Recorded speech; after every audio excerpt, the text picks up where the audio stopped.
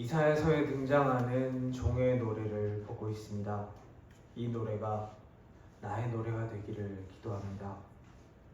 내가 하나님의 말씀을 깨달아서 하나님을 더 알게 되어 이 노래가 나의 새 노래가 되기를 기도합니다. 오늘 말씀 1절에서 3절은 여호와의 종을 부르신 것과 종의 정체성에 대해서 노래합니다. 1절에 섬들아 라고 시작되는 이 말씀에서 섬들은 지중해 섬들과 거기를 둘러싼 해안 지방을 가리킵니다. 오늘 말씀에서는 이것이 이방의 민족들을 의미합니다. 그들을 부르면서 들어라, 귀를 기울이라 말씀하십니다. 여호와의 종의 가르침을 배워라 라는 의미입니다. 그리고 성경에 나라고 등장하는 여호와의 종을 부르시고 그에게 이름을 지어주시고 그에게 사명을 주십니다. 3절에서 너는 나의 종이다 라고 부르십니다.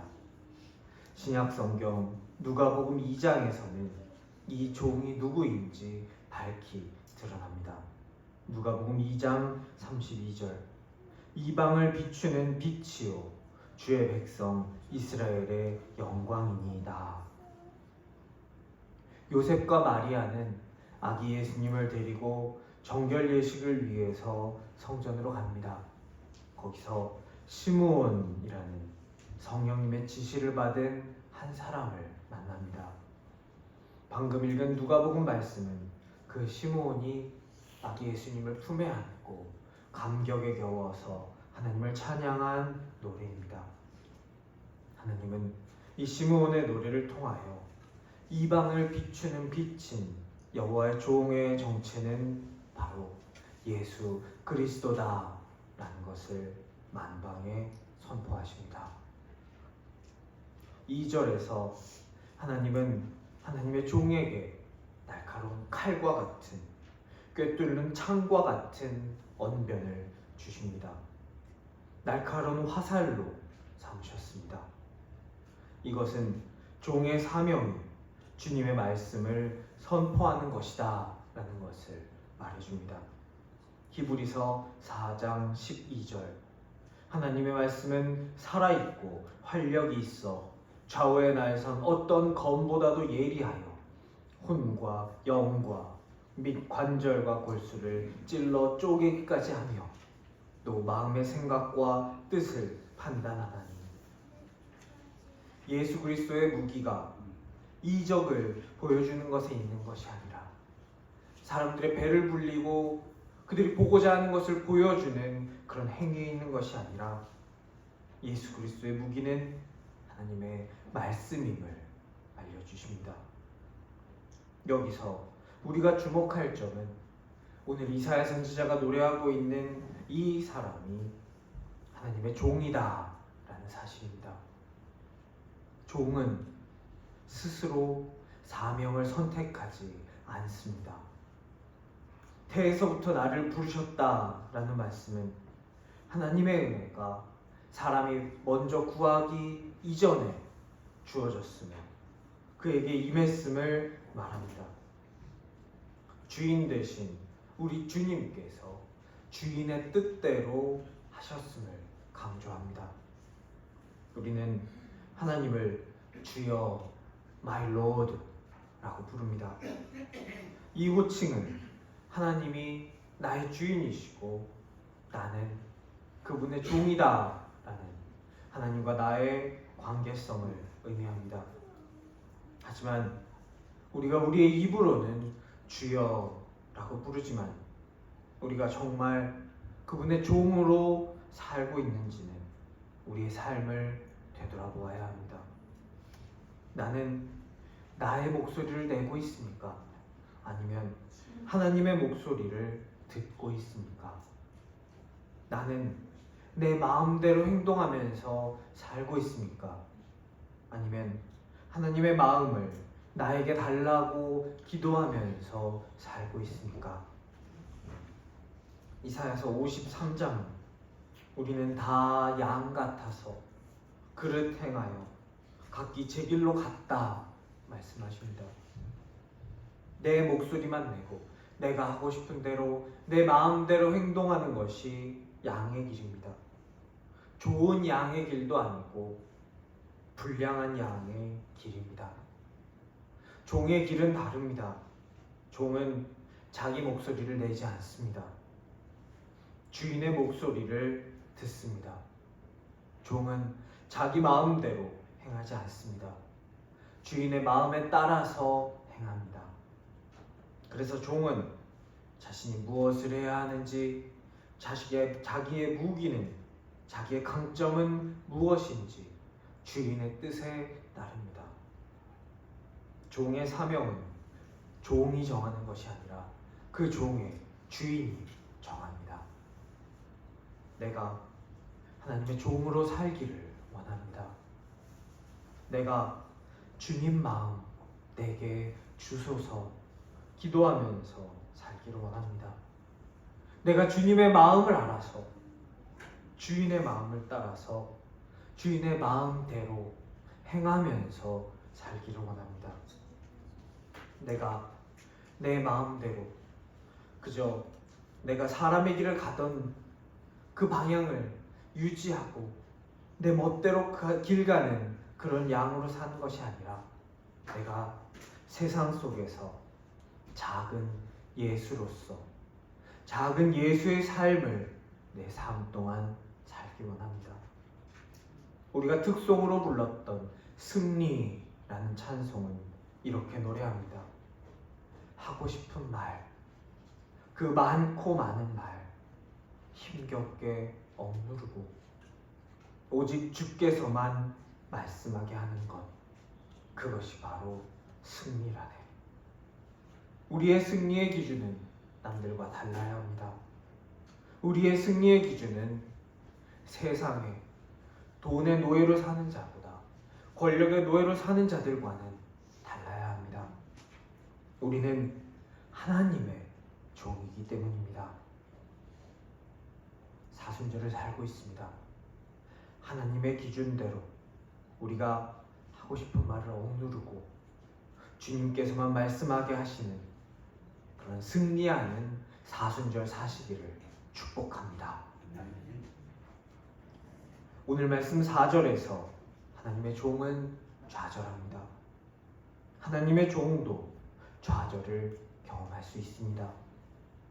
내가 한 일은 다 헛수고였다. 내가 평생을 애썼지만 남들 앞에 내놓을 만한 것이 하나도 없다. 종은 단식합니다. 예수님의 공생의 기간은 짧았습니다. 사울왕과 다윗왕은 40년을 통치했습니다. 아구수도는 45년을 다스렸습니다. 하지만 예수님께서 가르치신 기간은 길게 잡아서 3년 남짓입니다. 예수님은 수만 명의 제자를 남기지 않으셨습니다. 예수님이 남기신 제자, 그 중에서 우리가 이름을 알고 있는 제자는 고작 12명입니다. 예수님의 십자가에서의 마지막 죽음은 허망하고 끔찍했습니다. 예수님께서는 부활하셨지만 부활하셔서 빌라도의 관저에 나타나신 것도 아니고 헤롯의 궁전에 나타나신 것도 아니고 넓은 광장 한복판에서 수많은 사람들에게 보이신 것도 아니었습니다. 그저 한 줌 정도 되는 그 사람들 앞에만 나타나셨습니다. 헛되다, 무익하게 공연히 힘을 다했다 탄식할 만한 상황입니다. 하지만 4절 말씀은 거기서 멈추지 않습니다. 여호와의 종은 최종 판단을 하나님께 맡깁니다. 하신 대로 갚아주시는 것은 인간이 아니라 하나님이시다 노래합니다. 우리의 삶의 노래도 이렇게 될 수 있기를 축복합니다. 우리도 때로는 우리의 수고가 헛된 것이 아닌가 하는 생각이 들 때가 있습니다. 우리의 눈앞에 펼쳐진 현실은 마치 아무것도 바뀌지 않는 것처럼 보입니다. 나는 너무나 무력합니다. 어디에서도 누구에게서도 응답이 없는 것만 같은 이 현실에 나는 너무나 쉽게 낭망하고 넘어집니다. 그러기에 우리는 오늘 이사야서의 상황을 기억해야 합니다. 이사야에게 하나님께서 이 노래를 주신 때는 승리의 때, 영광의 때가 아니었습니다. 바벨론 포로기, 민족적인 총체적인 실패의 한복판에서 하나님은 이 노래를 주셨습니다. 하나님의 부르심은 우리의 실패 후에도 철회되지 않습니다. 하나님은 내가 실패했다고 좌절하고 낙담할 때에도 나를 버리시지 않습니다. 나를 포기하시지 않습니다. 나의 삶을 판단하는 것은 세상의 기준이나 사람들의 눈이 아닙니다. 나의 삶을 판단하시는 기준은 오직 나의 주님께만 있습니다. 종에게 사명을 주시는 것도 주님이시오. 그것을 판단하시는 것도 오직 주님이십니다. 헛된 소리에 귀 기울이게 되지 않기를 기도합니다. 나의 시선을 세상이 아니라 나의 주님께만 향하게 되기를 원합니다. 그렇게 믿고 그렇게 사시기 바랍니다. 나의 뜻이 하나님의 뜻에 맞춰져 있다면, 내가 주님의 마음을 가졌다면, 그래서 하나님 내가 원하는 걸 들어주세요 라는 것이 아니라 주님 마음을, 하나님의 마음을 나에게 주소서 기도하고 있다면 하나님의 일은 결코 실패로 끝나지 않습니다. 내가 구하는 것이 하나님의 나라와 하나님의 의라면 비록 지금은 아무것도 바뀌지 않는 것처럼 보이지만 하나님은 하나님의 뜻을 반드시 이루실 것입니다. 예수님께서는 이 사실을 마태복음 25장에 등장하는 달란트 비유로 말씀해 주셨습니다. 달란트 비유에서 주인은 그의 종을 이렇게 칭찬합니다. 그 주인이 이르되 잘하였도다 착하고 충성된 종아, 내가 적은 일에 충성하였으매 내가 많은 것을 내게 맡기리니 내 주인의 즐거움에 참여할지어다. 아멘. 5달란트를 주고 간 종과 2달란트 주고 간 종에게 주어진 칭찬이 단 한 글자의 차이도 없이 똑같습니다. 칭찬의 기준은, 우리 하나님께서 우리를 보시는 기준은 인간의 기준과 다릅니다. 인간은 봅니다. 그 수익률이 몇 퍼센트인지, 이것이 총 매출인지 순수익인지, 돈이 아니라 재고로 가지고 있는, 물건으로 들고 있는 부분은 얼마인지, 나중에 다른 사람에게 받기로 약속한 돈은 얼마인지, 인간은 이런 것을 따집니다. 하지만 성경 말씀에서 종을 칭찬한 주인은 이런 것을 따지지 않습니다. 물어보지도 않습니다. 알고 싶어 하지도 않습니다. 주인이 칭찬하는 포인트는 그런 곳에 있지 않습니다. 주인은 사람들이 보는 이런 것들을 뭉뚱그려서 이렇게 표현합니다. 적은 일. 수십억이나 되는 수익 앞에서 주인의 평가는 이 한 단어로 정리됩니다. 그것은 적은 일이다. 주인이 칭찬하는 포인트는 네가 충성하였음에입니다. 우리 주님이 판단하는 기준은 세상의 기준과 다릅니다. 세상은 우리가 성취한 것, 우리가 이루어 놓은 것을 기반으로 우리를 평가하려고 합니다. 결과가 인간에 대한 평가의 기준입니다. 우리 주님은 인간의 눈에 절대적으로 보이는 세상의 기준, 크고 견고해 보이는 세상의 질서를 상대화하시는 분이십니다.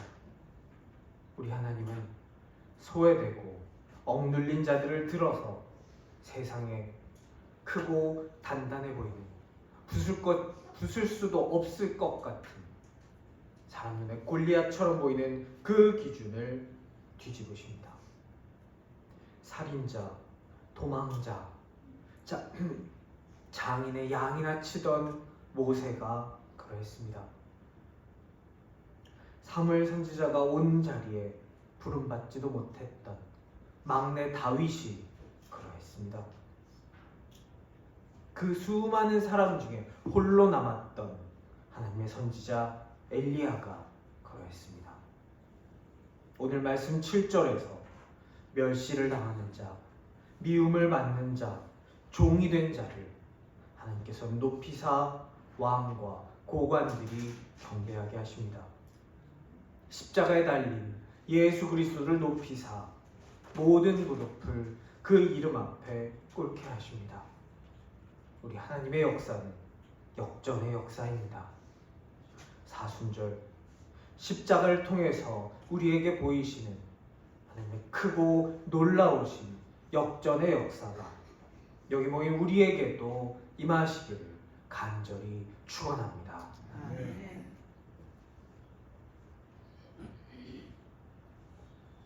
오늘 말씀 5절에서 6절에서 하나님의 뜻은 확장됩니다. 하나님께서는 하나님의 종에게 야곱을 데려와 이스라엘을 재결합시키는 일을 맡기십니다. 하지만 거기서 멈추지 않으십니다. 하나님께서는 하나님의 종을 이방의 빛으로 세우십니다. 하나님의 구원을 전 세계에 퍼뜨리십니다. 하나님은 언제나 인간의 경계를 넘으십니다. 이스라엘은 하나님이 자기 민족만을 돌보는 그런 신인 줄로만 알았습니다. 자기 민족만 택하시고 자기 민족만 사랑하신다고 착각하면서 살았습니다. 하나님은 성전이나 성막에 계시고 만군의 여호와라고 부르며 전쟁만 관할하시는 신이라고 착각했습니다. 그래서 그들이 가나안 땅에 정착했을 때 그들이 짓는 농사의 풍요를 위해서 다른 신들과 바알들과 바람을 피우게 됩니다. 그것이 인간 생각의 한계이며 인간 생각의 경계였습니다. 하나님은 그 경계를 넘어서십니다. 실패의 땅, 포로로 잡혀온 그 땅에서도 하나님은 함께 계셨습니다. 그들이 그렇게 자랑스러워했던 성전은 파괴되었고 성막은 그들 곁에 있지 않지만 거기에는 하나님이 계셨습니다. 성전이 없고 성막이 없어졌지만 하나님은 사라지지 않으셨습니다.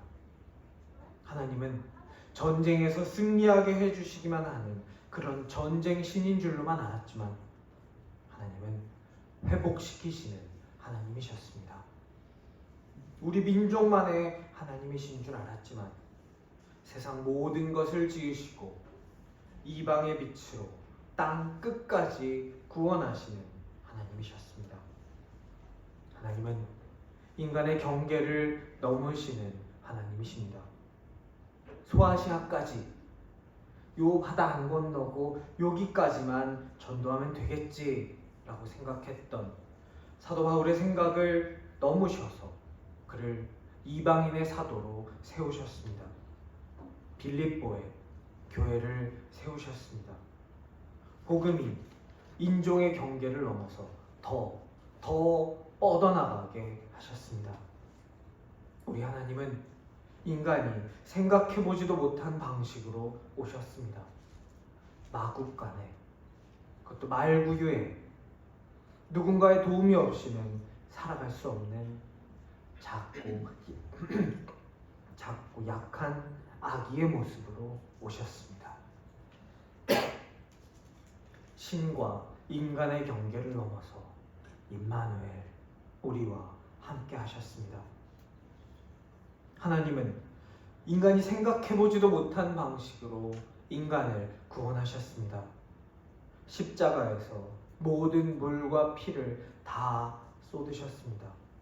그리고 죽음을 이기고 부활하셨습니다. 우리 하나님은 언제나 경계를 넘어서 우리에게 오십니다. 이방의 빛으로 우리에게 오십니다. 사도행전 13장 47절은 말합니다.